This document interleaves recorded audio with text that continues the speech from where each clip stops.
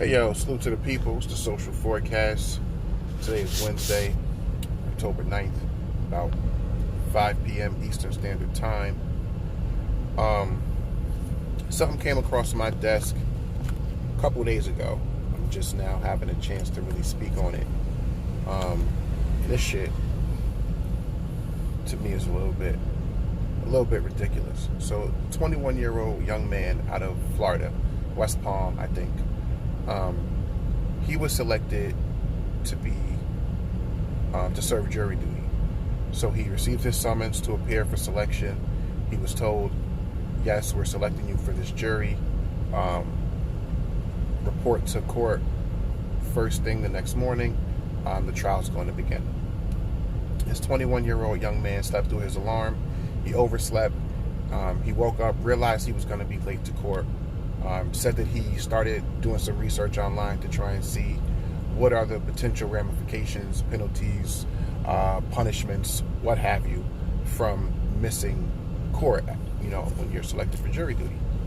Said that he didn't find much in the way of any solid answers, so he decided to just go on about his day. He went to work, whatever, never called the court, didn't tell them why he was late or not going to be there or whatever. So then at some point, he received an in-person summons from an officer to appear in court for the charge of contempt of court. And that was this past September, last month. So this young man went to court to appear for this summons. And the judge, which I'm giving this judge Asshole of the Year award. I really want to give this judge Racist of the Year award, but I'm going to hold off on that and let y'all tell me what y'all think. So this judge told this kid that he was sentencing him to 10 days in jail, a year of probation, 150 hours, I think, of community service. I think it was 150 hours of community service, and a $223 fine for incurred court costs because this young man caused the trial to be delayed by an hour that first day because a juror didn't show up. So, of course, the court had to scramble to find a backup juror, call in that juror, what have you. Is what it is. This young man was interviewed. He spoke to a local news channel and basically told them, look, I did oversleep. I slept through my alarm. I should have called the court, but I didn't. However, he goes, of course, I understand there's consequences and repercussions for whatever you do, you got to deal with it. But I feel like sentencing me to 10 days in jail was overdoing it on the part of the judge. That's not the only part that was overdoing it. And I think most people share the same sentiment. To give this young 21-year-old, and I'm going to give y'all the scenario because I know there's going to be some people out there that say, well, Kev, this dude, he was supposed to be in court and he wasn't. It is what it is. You do the crime, you got to do the time, so to speak. Most people who get charged with contempt of court, of course, depending on what it is, but most people who get charged with contempt of court walk away with a fine. If you really piss off the judge, you might get a couple days in jail.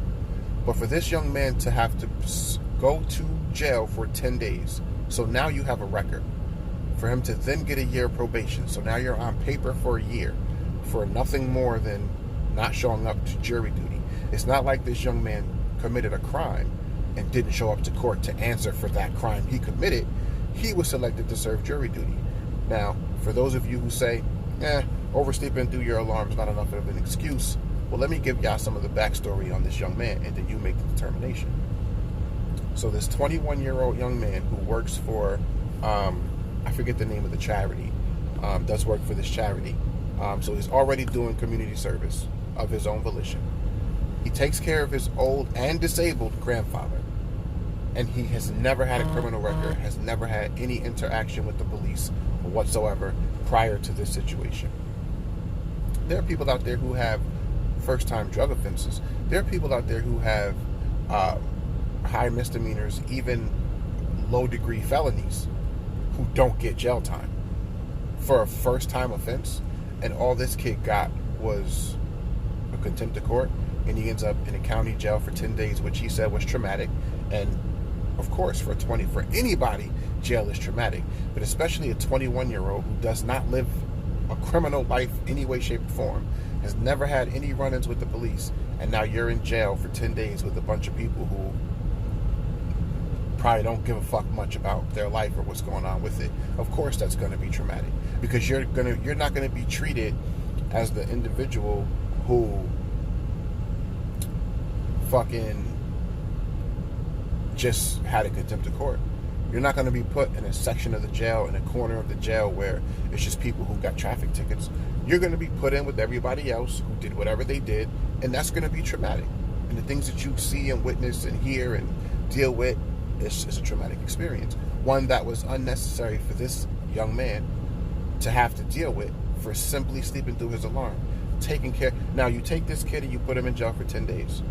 You don't know what is entailed by he takes care of his old disabled grandfather, and that's been confirmed. So it's not like this young man was lying. He didn't even lie about oversleeping. He could have said he was sick.